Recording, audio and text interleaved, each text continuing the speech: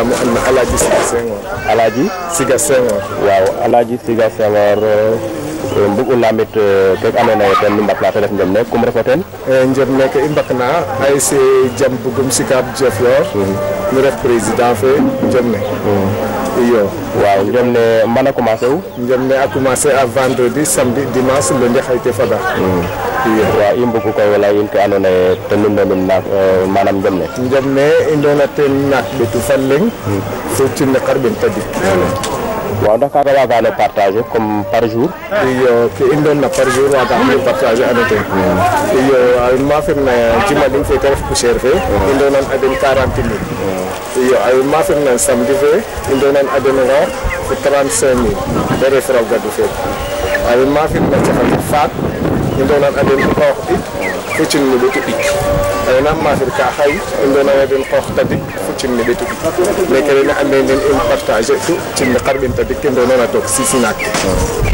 waaw kek num miñano mbiya wala iyo ren deuxième édition fe fagun faak i mbi'un du 27 heures u fagun faak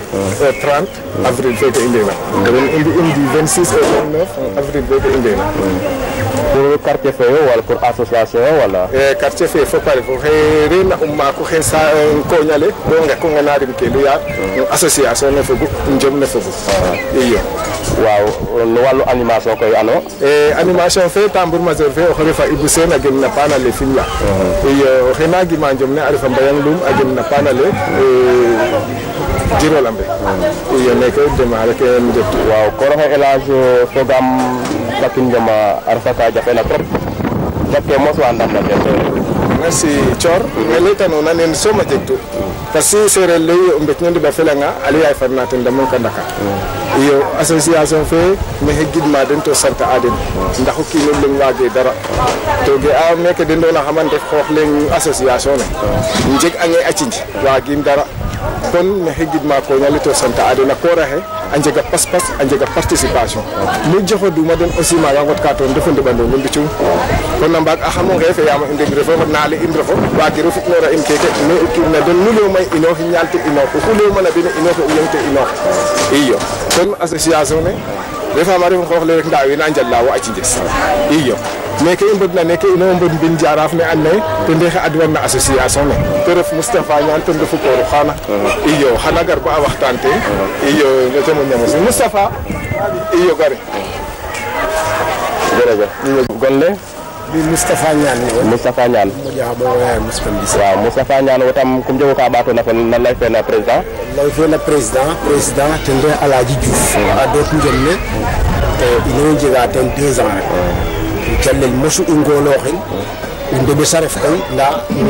a xoolu ɓay i ngoloox calelum bo adnin mi it de adnaam refum maaka ɗat den kena xewa fop a xewtaam mbides bo ge'an naak keke a njika den 2 semaines après a ngara nguɓa den mbines saqa den diriger a den aussi den ndef xa teɓes mais ten ref président fe njom ne mi ku ka and naye ge'anum no ka jagirna na den xutca den iyo waaw comme nu ngara bo mbadid me koy comme jego ka ñaanona ten xeɗa roog rek i ndokaan na bisimilahi rahmani rahim xeɗa yaaloxe ndax te dimba ek i suto ten na alhamdulilahi rabil alamin yaam njoma refa re tiga andoona yee wax deg vraiment tig jafnire to a ye tig mboolo a ɗom tig oxoy saax le kon roog a dimle'angaan bo o faknin na jam bo ke doonona teen a ret fa jam o santa o yaaloxe a paax xidma saax le fop koy xidma ngentan ne association fe Sicap iyo ok jërëjëf xale baba mate nek nan waxtaan fe lule wala nga nak ali wala am ne e Ramou Bass demo jo ande ram musta voilà ngem nek na fakel comme refoten ni nande membre ke le fop waaw kum jogo ka leyona ten yaam ke jeg makale o mate ngem leke indo kid na leke ya sa usutor den alhamdulillah rabbil alamin ma din ban si maro ma tinu chubat du ni subane ko du ana mat kam man ya sa mbokto ina fop to balle nga halu ñom na ma fela we ndam na ten kum jogo wala kum nu jogo ka no lay na ay ndena ten ay ndam na ten we ndam na ten modon badid me bay badid me ke ngene nyaana na den fa akulu na den min afia den mak maak jegu njiriñ iyo ke dum